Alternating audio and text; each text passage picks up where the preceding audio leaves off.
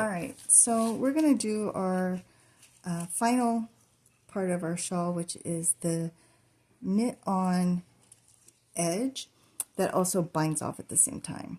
So to do that, we have just finished a right side row, and we're going to add cast on the number of stitches that the pattern says. For this little dinky practice thing, we're just going to do 5 stitches. I prefer doing the knit cast on, but you can do whatever one you want. So without turning your work, just cast on, add on 5 stitches. 1, 2, 3, 4, 5. Okay, so now we're going to turn our work around.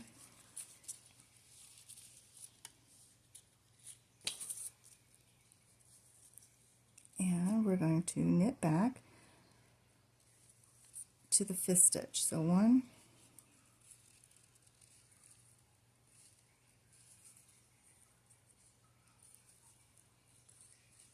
2, 3, 4. Okay, so cheese and crackers. Sorry about that, guys. My foot and my tripod stand thing are not getting along.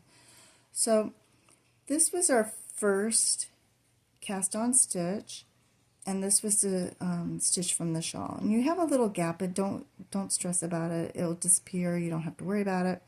So we're going to knit these two together. Okay, and then we're going to turn our work. And since this is the right side of work, you're going to do the first row of the pattern, which says to slip this first stitch, and then you're going to do your pattern, whatever it says.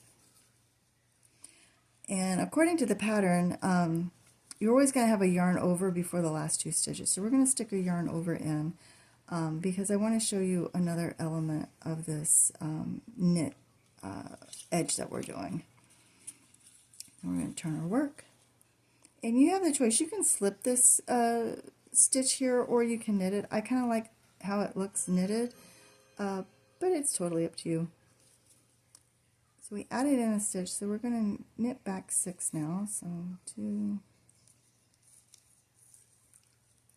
3, 4, 5. Okay, this is our 6th stitch.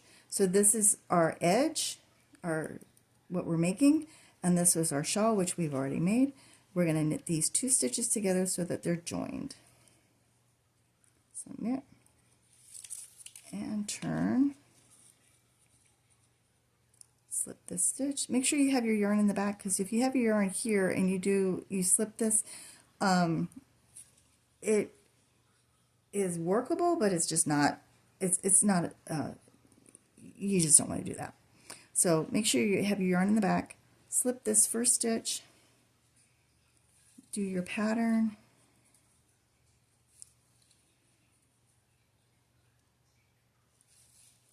okay, we got 2 stitches left. We're going to do yarn over,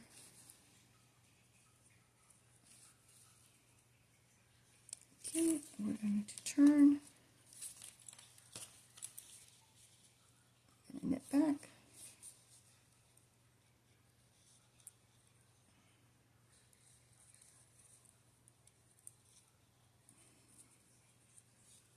this cord and I are not getting along, kind of all over the place.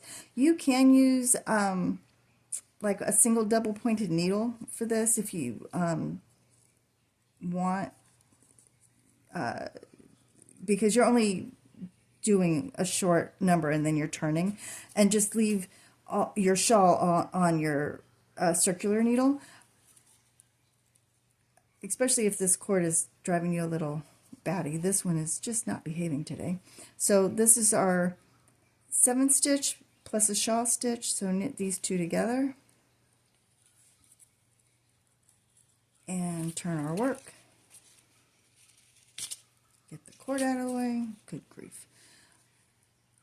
yarn to the back, slip your stitch, do some knits. What the pattern says, you're following your pattern.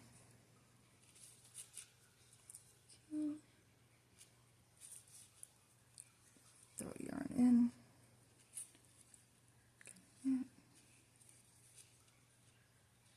Okay, so that we don't have the lengthiest video on the planet. So you'll keep doing that, and at some point your pattern is going to tell you to bind off, I think it's 5 stitches. We're going to bind off 3 because that's how many we've added in. To do that, you're going to you'll be turning your work. You're going to just knit the first stitch, do your second stitch, and up and over, so bind off 1, 2,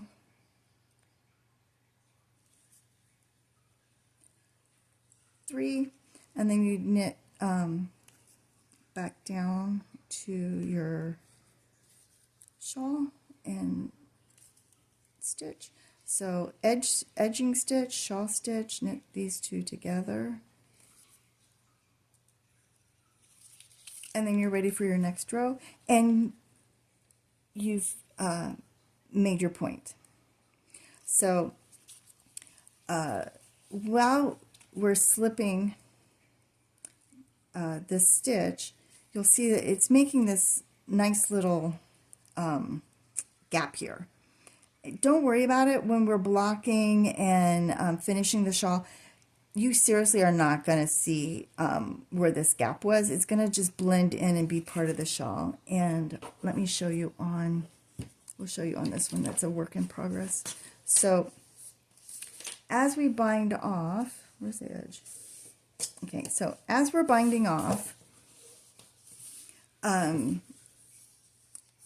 what's making the points. So you can see here, we've added in our yarn overs on it, and you'll be able to count that you have 5 yarn overs. So 1, 2, 3, 4, 5. Then you bind off these stitches that you've added in. So this is your bind off, and then you're back down to your original number of stitches. So then to make your next one, you'll be adding in, and then you bind off. And you're going to do that for the whole edging. And as you see, oh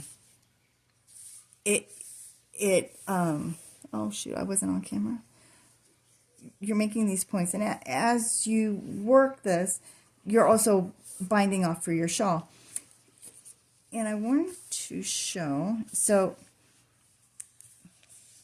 in the pattern, there's a yarn over, knit 2 together, and then you knit 1 from your shawl and 1 from the edge. So that was your second. It has 2 knit 2 togethers beside each other. But if you look really, really carefully, these holes right here are from where we did the wrap and turn. So that's what that's called, where we just turn our work, we bring our yarn to the back, and then we slip that first stitch. That's where these little eyelets are coming, and you can see they just blend in, because our last couple of rows of the border are all these loopy, I forget the name of this pattern. I want to call it spider or knots, but so it's a few rows of this. And also, if you wanted a larger shawl, you think you have like a ton of yarn left over, and this actually is a really pretty border right here, there'll be an option to make this section wider. So just make sure that you are gauging your yarn, because this edge does take quite a bit of yarn. And where is it? Here it is. This is the one that I did in tinsel. And I just want to show you the edge. There. Let's pull this up. So on the one in the tinsel, you have your points. I will say, if you do your shawl in like a wool or a wool blend, silken wool or something like that, your points are gonna stand out a little bit better. Tinsel and bamboo tend to be a much softer fiber. They don't have any what they call memory, so sometimes your points aren't quite as well defined. It's still pretty, but you can see on this one a little bit better that right here, on camera, right along here. So this is your yarn over, this is your knit two together, this is your knit two together, and right here is where those wrap and turn holes, where you're knitting one from your shawl and one from the edge are. So you can see they really just become a design element. They pretty much disappear into your shawl. Here's another look at those that last couple of rows of the shawl, the bobble, or I really think it's called spider something, but because they kind of look like spider webs. That little section will have an opportunity that you can increase it if you wanted to make a wider section, which could look very pretty. I just didn't want anybody to like run out of yarn, and since I'm leaving yarn choices up to you, I wanted to make sure that everybody had enough yarn. So if you're using the bamboo or the tinsel and you have the two cones, you definitely have enough yarn. If you're using something else, if you have gotten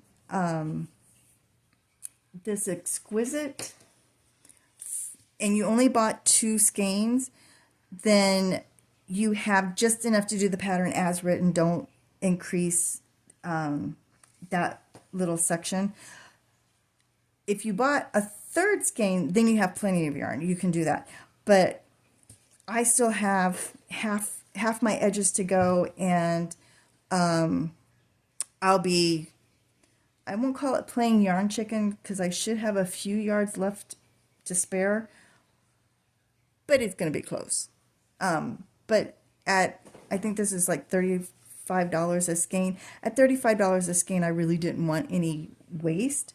That's something that just makes my thrifty husband's eyes roll to the back of his head. So, yeah, that's that. And if you have any questions, shoot me an email, and happy knitting. Remember, it's yarn and 2 sticks. Don't get super excited. Usually a boo-boo will sort itself out. Send me an email if you need help sorting out a boo-boo. I'm pretty good at Mammy Mo and Jack figuring out the best way that's the least aggravating to fix a boo-boo. So